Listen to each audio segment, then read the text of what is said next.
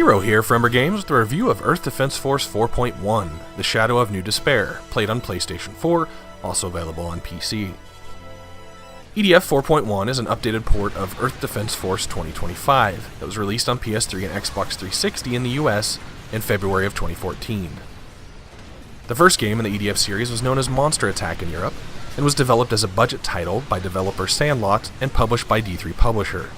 The United States never received a port. The second game in the series was called Global Defense Force, released on PlayStation 2 in both Europe and Japan only in 2011, but we did receive a Vita port 4 years later in December of 2015 called Earth Defense Force 2 Invaders from Planet Space. The US finally saw a simultaneous release with Europe for the third title in the series in March of 2007 called Earth Defense Force 2017 on 360, followed by a fourth title, Earth Defense Force Insect Armageddon, released worldwide in July of 2011 on 360 and PS3 as well. Insect Armageddon was actually developed in the States, so I'm guessing this is where the numbering probably starts to get misaligned.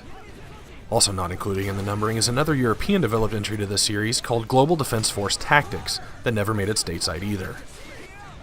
Earth Defense Force 2025, as I mentioned, is the source material for this remake and a venture back to the core Japanese-developed series, which give this version of the game for PS4 the 4.1.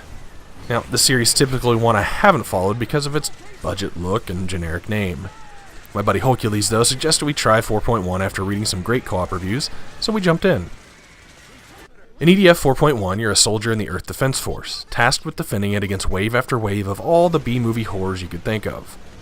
We've got giant ants, giant spiders and bees, as well as robotic flying drones, giant spindly-legged robots, and motherships that lower through the atmosphere with glowing brains on top. There's even a Godzilla.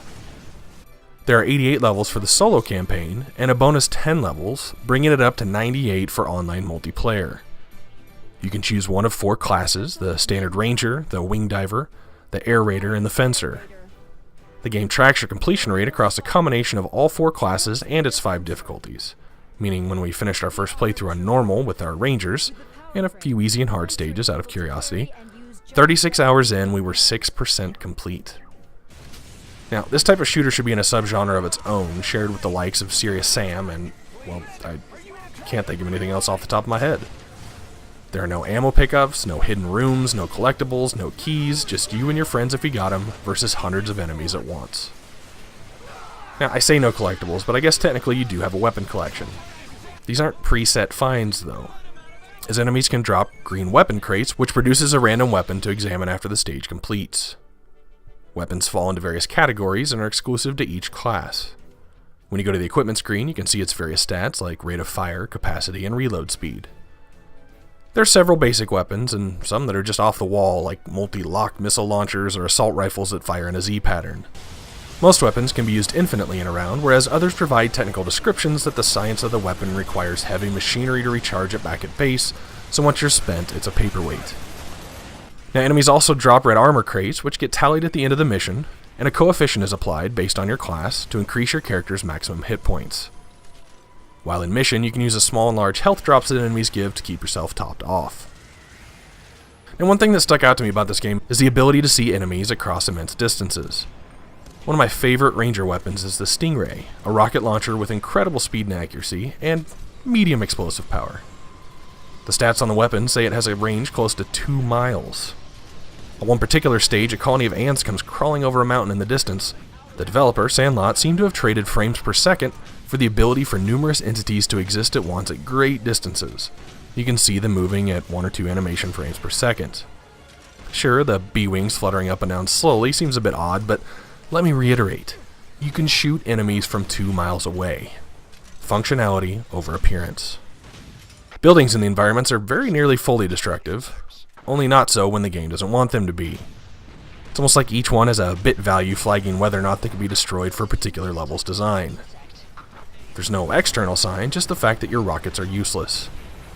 One of the main places this occurs is a particular level with giant spiders known as Retarius, as they build webs and try to pull you through their tunnels of indestructible real estate. This is annoying even more so because Retarius webs ignore environmental collision and lay traps for you and pull you in. As the webs are attached, they continuously drain your HP, and sometimes trapping yourself in a building alcove so you can't be pulled any further can be your saving grace. So you know that feeling when you sit down in a game and use your character's roll ability or jump continuously just to see if you can get a little bit ahead of your partner or if you can move faster than normal run speed? Yeah, it turns out the roll dodge is actually much faster than just trotting it, but you can only roll to the side. So with Ranger and Air Raider, get used to turning that camera slightly to take advantage of that. Especially when the mission is complete and you see a couple pickups down the block that you just gotta have before it fades out. Some of the missions do have some unclear objectives at times. Often, when a large enemy first appears, your goal is just survival, while your commanders on the comm try to find weaknesses and then you have to retreat.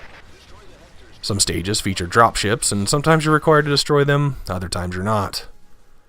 The radio chatter can sometimes help identify your goal, but when you're playing cooperatively, you're not always that attentive. We did hit a couple of difficulty spikes on normal, where even after multiple attempts we couldn't make it through. In a couple cases it required some revised strategy, but it's also key to try and stick close to the armor and weapon cap on each stage. The great thing is, if you've completed a stage on any difficulty with any character, you can then play it again on any difficulty with any character. For example, level 1 on hard will often drop weapons in the level 15 to 18 range, so if you need some more firepower to finish normal, sometimes crawling up the hard ladder a bit can help you out. As mentioned, the game tracks your progress in both solo and online mode, but it does so separately.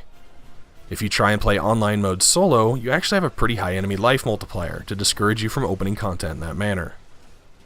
There is enemy health scaling with the more people you have, and from what I've researched, attempting solo and online is the same as if you had 4 players.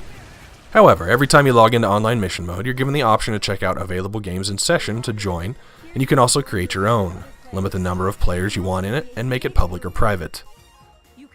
This game really did make me notice how often I use the D-pad instead of the analog stick to make menu selections, as I actually control 2 separate menus in this game.